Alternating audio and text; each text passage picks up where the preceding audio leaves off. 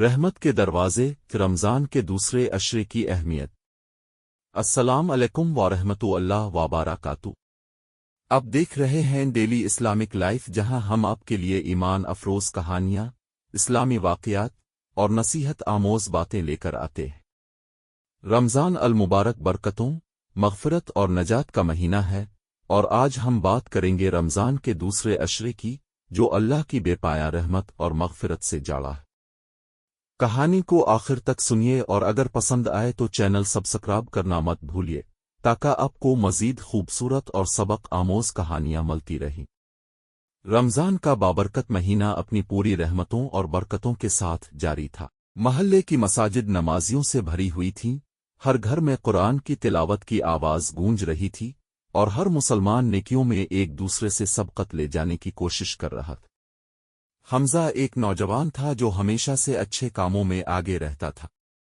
وہ نماز بھی پڑھتا، روزے بھی رکھتا، لیکن اس کے دل میں ایک خلش تھی۔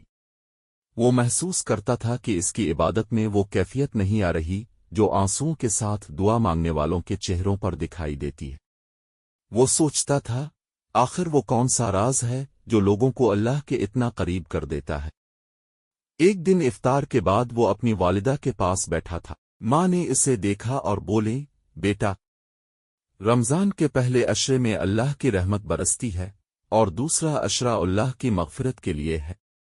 یہ وہ دن ہے جب ہمیں اللہ سے اپنے گناہوں کی معافی مانگنی چاہیے۔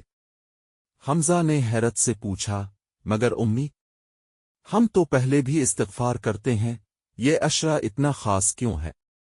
ماں نے مسکرا کر کہا، بیٹا، استغفار صرف زبان سے نہیں، دل سے کرنا ہوتا ہے۔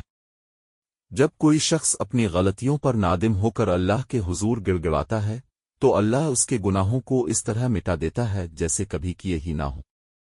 یہ سن کر حمزہ گہری سوچ میں پڑ گیا۔ اس رات جب سب گھر والے سو گئے، وہ چپکے سے اٹھا، وضو کیا، اور تنہائی میں مصلی پر بیٹھ گیا۔ یہ پہلی بار تھا کہ حمزہ نے اللہ کے سامنے اپنے دل کی بات کہنی شروع کی۔ وہ سجدے میں گر کر رونے لگا، یا اللہ، میں نے بہت غلطیاں کی ہیں، کبھی وقت ضائع کیا، کبھی کسی کا دل دکھایا، کبھی نیکی کے مواقع گنوا دیے، مگر میں تجھ سے توبہ کرتا ہوں۔ یا اللہ، میری مغفرت فرما دے۔ یہ دعا کرتے ہوئے اس کا دل ہلکا ہو گیا، جیسے برسوں کا بوجھ ایک لمحے میں اتر گیا ہو۔ اسے یوں محسوس ہو رہا تھا کہ واقعی اللہ نے اس کی فریاد سن لی ہے۔ اگلی صبح جب وہ جاگا تو اس کے دل میں ایک نئی روشنی تھی۔ اس نے فیصلہ کیا کہ اب وہ نہ صرف اپنے گناہوں سے بچنے کی کوشش کرے گا، بلکہ زیادہ سے زیادہ نیکیاں بھی کرے گا۔ اس نے سب سے پہلا کام یہ کیا کہ محلے کی مسجد جا کر امام صاحب سے پوچھا، مولانا صاحب، میں چاہتا ہوں کہ رمضان کے اس عشرے میں زیادہ سے زیادہ نیکیاں کماؤں، مجھے کیا کرنا چاہیے؟ امام صاحب مسکرا کر بولے، بیٹا، اللہ کی مغفرت چاہتا ہے تو سب سے پہلے دوسروں کے حقوق ادا کرو، کسی کو تکلیف دی ہو تو معافی مانگو، اور جن کے ساتھ زیادتی ہوئی ہو ان کی مدد کرو۔ یہ سن کر حمزہ سیدھا اپنے ایک پرانے دوست فہد کے پاس گیا، جس سے اس کی ناراضی چل رہی تھی۔ اس نے آگے بڑھ کر اسے گلے لگا لیا اور بولا، فہد، اگر کبھی تمہیں میری کسی بات سے تکلیف پہنچی ہو تو مجھے معاف کر دو۔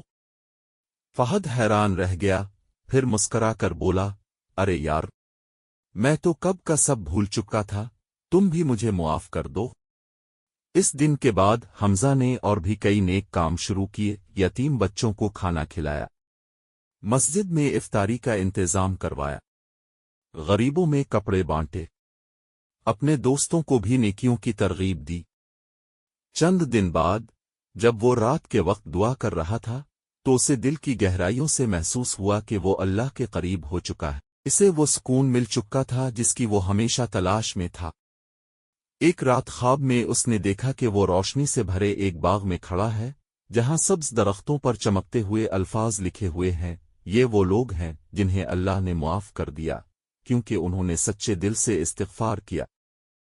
جب وہ جاگا تو اس کے چہرے پر ایک انوکھی مسکراہٹ تھی۔ اسے یقین تھا کہ اللہ نے اس کی مغفرت فرما دی ہے۔ الحمدللہ، آج کی کہانی ہمیں یہ سکھاتی ہے کہ رمضان المبارک کا دوسرا عشرہ اللہ کی مغفرت حاصل کرنے کا بہترین وقت ہے۔ اگر ہم سچے دل سے اپنے گناہوں کی معافی مانگیں اور نیکیوں میں آگے بڑھیں تو اللہ ہمیں ضرور معاف فرمائے گا۔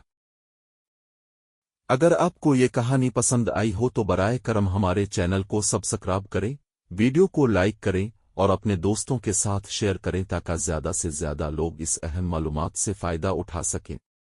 اللہ ہمیں نیک اعمال کی توفیق عطا فرمائے۔ آمین۔